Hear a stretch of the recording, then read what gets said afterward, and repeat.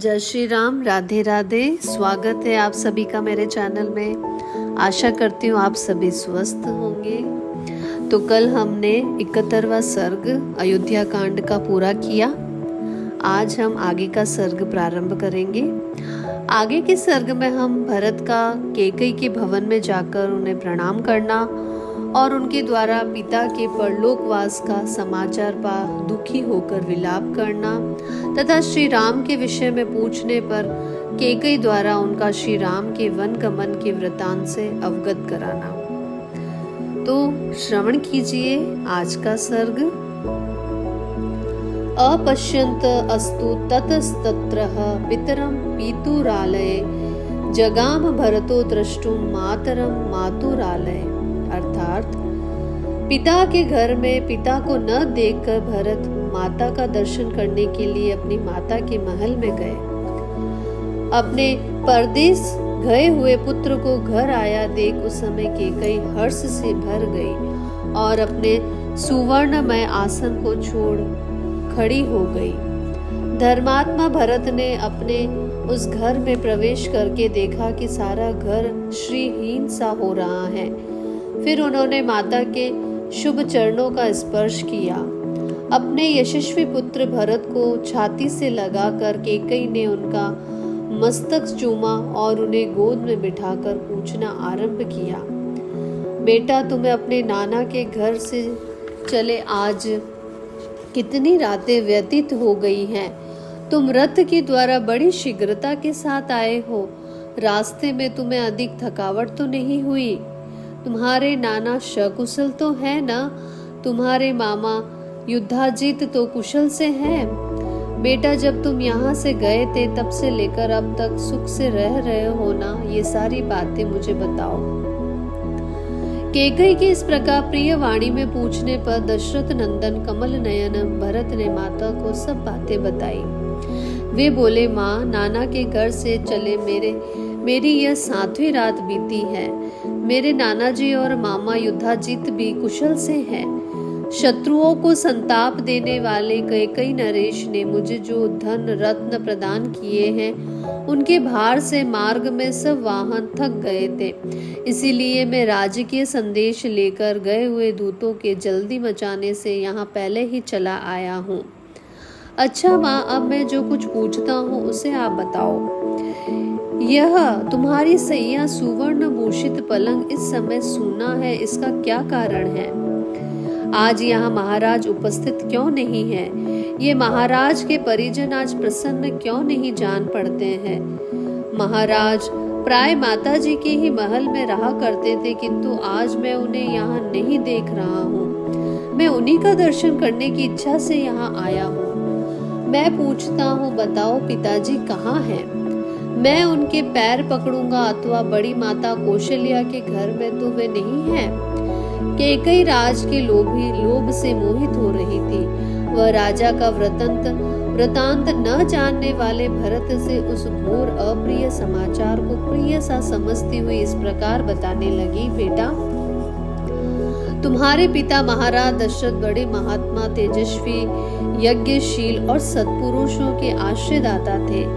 एक दिन समस्त प्राणियों की जो गति होती है उसी गति को वे भी प्राप्त हुए हैं। भरत धार्मिक कुल में उत्पन्न हुए थे और उनका हृदय शुद्ध था। माता की बात सुनकर वे पितृ शोक से अत्यंत पीड़ित हो सहसा पृथ्वी पर गिर पड़े और हाय मैं मारा गया, इस प्रकार अत्यंत दीन और दुखमय वचन कहकर रोने लगे। पराक्रमी महाभाऊ भरत अपनी भुजाओं को बारंबार पृथ्वी पर पटक कर गिरने और लौटने लगे। उन महातेजस्वी राजकुमार की चेतना भ्रांत और व्याकुल हो गई। वे पिता की मृत्यु से दुखी और शोक से व्याकुल चित्त होकर विलाप करने लगे। हाय मेरे पिताजी की जो ये अत्यंत सुंदर सैया पहले शरद काल की रात में चंद्रमा से सुशोभित होने वाले निर्मल आकाश की भांति शोभा पाती थी, वही यह आज उन्हीं बुद्धिमान महाराज से रहित होकर चंद्रमा से हीन आकाश और सूखे हुए समुद्र के समान श्रीहीन सी प्रतीत हो रही है। विजयी वीरों में श्रेष्ठ भरत अपने सुंदर मुख वस्त्र से ढककर अपने कंठ स्वर के साथ आंसू गिराकर मन ही मन अत्यंत पीड़ित हो पृथ्वी पर गिरकर विलाप करने लगे। देवतुल्य भरत शोक से व्याकुल हो वन में फर्रे से काटे हुए साखू की तनकी की भांति पृथ्वी पर पड़े थे। मतवाले हाथी के समान पुष्ट तथा चंद्रमा या सूर्य के समान तेजस्वी अपने शोकाकुल पुत्र को इस तरह भूमि पर घिरा देख माता केकई ने उन्हें उठाया और इस प्रकार से कहा, राजन उठो उठो, महायशस्वी कुमार, तुम इस तरह यहाँ धरती पर क्यों गिरे हुए हो? तुम्हारे जैसे सभाओं में सम्मानित होने वाले सद्पुरुष शोक नहीं किया करते हैं। बुद्धि संपन्न पुत्र जैसे सूर्य मंडल में प्रभा निश्चल रूप से रहती है, उसी प्रकार तुम्हारी बुद्धि सुस्थिर है। वह दान और यज्ञ में लगने की अधिकारिणी है, क्योंकि सदाचार और वेद वाक्यों का अनुसरण करने वाली है। भरत पृथ्वी पर लौटते हुए देर तक रोते रहे। तत्पश्चात अधिकाधिक शोक से आकुल होकर वे माता से इस प्रकार बोले, मैंने तो सोचा था कि महाराज श्री राम का राज्याभिषेक करेंगे और स्वयं यज्ञ का अनुष्ठान करेंगे। यही सोचकर मैंने बड़े हर्ष के साथ वहां से यात्रा की थी, किंतु यहाँ आने पर सारी बातें मेरी आशा के विपरीत हो गई। मेरा हृदय फटा जा रहा है, क्योंकि सदा अपने प्रिय और हित में लगे रहने वाले पिताजी को मैं नहीं देख रहा हूँ। माँ, महाराज को ऐसा कौन सा रोग हो गया था जिससे वे मेरे आने के पहले ही चल बसे? श्री राम आदि सब भाई धन्य हैं, जिन्होंने स्वयं उपस्थित रहकर पिताजी का अंत्येष्टि संस्कार किया है। निश्चय ही मेरे पूज्य पिता यशस्वी महाराज को मेरे यहाँ आने का कुछ पता नहीं है, अन्यथा वे शीघ्र ही मेरे मस्तक को चूमकर मुझे प्यार करते। हाय, अनायास ही महान कर्म करने वाले मेरे पिता का वह कोमल हाथ कहाँ है, जिसका स्पर्श मेरे लिए बहुत ही सुखदायक था। वे उसी हाथ से मेरे धूली दूसरे शरीर को बार बार पोंछा करते थे। अब जो मेरे भाई, पिता और बंधु हैं तथा जिनका मैं परम प्रिय दास हूँ, अनायास ही महान पराक्रम करने वाले उन श्री रामचंद्र जी को तुम शीघ्र ही मेरे आने की सूचना दो। धर्म के ज्ञाता श्रेष्ठ पुरुष के लिए बड़ा भाई पिता के सम्मान होता है। मैं उनके चरणों में प्रणाम करूंगा, अब वे ही मेरा आश्रय है। आर्य धर्म का आचरण जिनका स्वभाव बन गया था तथा जो बड़ी दृढ़ता के साथ उत्तम व्रत का पालन करते थे, वे मेरे सत्य पराक्रमी और धर्मज्ञ पिता महाराज दशरथ अंतिम समय में क्या कह गए थे। मेरे लिए जो उनका उत्तम अंतिम संदेश हो, उसे मैं सुनना चाहता हूँ। भरत के इस प्रकार पूछने पर केकई ने सब बात ठीक ठीक बता दी। वह कहने लगी, बेटा, बुद्धिमानों में श्रेष्ठ तुम्हारे महात्मा पिता महाराज ने हा राम, हा सीते, हा लक्ष्मण इस प्रकार विलाप करते हुए परलोक की यात्रा की थी। जैसे पाशों से बंधा हुआ महान गज विवश हो जाता है, उसी प्रकार काल धर्म के वशीभूत हुए तुम्हारे पिता ने अंतिम वचन इस प्रकार कहा था।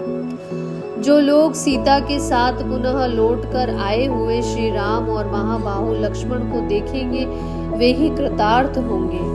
माता के द्वारा ये दूसरी अप्रिय बात कही जाने पर भरत और भी दुखी हुए। उनके मुख पर विषाद छा गया और उन्होंने पुनः माता से पूछा, माता कौशल्या का आनंद बढ़ाने वाले धर्मात्मा श्री रामचंद्र जी इस अवसर पर भाई लक्ष्मण और सीता के साथ कहाँ चले गए हैं? इस प्रकार पूछने पर उनकी माता केकई ने एक साथ ही प्रिय बुद्धि से वह अप्रिय संवाद यथोचित रीति से सुनाना आरंभ किया। बेटा, राजकुमार श्री राम वल्कल वस्त्र धारण करके सीता के साथ दंडक वन में चले गए हैं। लक्ष्मण ने भी उन्हीं का अनुसरण किया है। यह सुनकर भरत डर गए। उन्हें अपने भाई के चरित्र पर शंका हो गई। वे सोचने लगे, श्री राम कहीं धर्म से घिर तो नहीं गए हैं? अपने वंश की महत्ता का स्मरण करके वे केकई से इस प्रकार पूछने लगे, माँ, श्री राम ने किसी कारणवश ब्राह्मण का धन तो नहीं हर लिया था, किसी निष्पाप धनी या दरिद्र की हत्या तो नहीं कर डाली थी। राजकुमार श्री राम का मन किसी पराई स्त्री की ओर तो नहीं चला गया था। किस अपराध के कारण भैया श्री राम को दंडकारण्य में जाने के लिए निर्वासित कर दिया गया है। तब चपल स्वभाव वाली भरत की माता कैकेयी ने उस विवेक शून्य चंचल नारी स्वभाव के कारण ही अपनी करतूत को ठीक ठीक बताना आरंभ किया। महात्मा भरत के पूर्वोक्त रूप से पूछने पर व्यर्थ ही अपने को बड़ी विदुषी मानने वाली कैकेयी ने बड़े हर्ष में भरकर कहा, बेटा, श्री राम ने किसी कारणवश किंचित मात्र भी ब्राह्मण के धन का अपहरण नहीं किया है। किसी निरपराध धनी का या दरिद्र की हत्या भी उन्होंने नहीं की है। श्री राम कभी किसी पराई स्त्री पर दृष्टि नहीं डालते हैं। बेटा, उनके वन में जाने का कारण इस प्रकार है। मैंने सुना था कि अयोध्या में श्री राम का राज्याभिषेक होने जा रहा है। तब मैंने तुम्हारे पिता से तुम्हारे लिए राज्य और श्री राम के लिए वनवास की प्रार्थना की। उन्होंने अपने सत्य प्रतिज्ञ स्वभाव के अनुसार मेरी मांग पूरी की। श्री राम, लक्ष्मण और सीता के साथ वन को भेज दिए गए हैं। फिर अपने प्रिय पुत्र श्री राम को न देखकर वे महायशस्वी महाराज पुत्र शोक से पीड़ित हो परलोकवासी हो गए। धर्मज्ञ, अब तुम राजपद स्वीकार करो। तुम्हारे लिए ही मैंने इस प्रकार से यह सब कुछ किया है। बेटा, शोक और संताप न करो, धैर्य का आश्रय लो।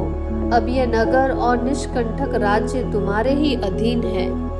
अतः वत्स, अब विधि विधान के ज्ञाता वशिष्ठ आदि प्रमुख ब्राह्मणों के साथ तुम उदार हृदय वाले महाराज का अंत्येष्टि संस्कार करके इस पृथ्वी के राज्य पर अपना अभिषेक कराओ। इस प्रकार से आदि काव्य अयोध्या कांड में हमारा 72वां सर्ग जो है वो पूरा होता है। आगे का सर्ग हम कल प्रारंभ करेंगे। कल के सर्ग में हम भरत का कैकेयी को धिक्कारना और उनके प्रति महान रोष को प्रकट करने का वर्णन करेंगे। आपका दिन मंगलमय हो। धन्यवाद।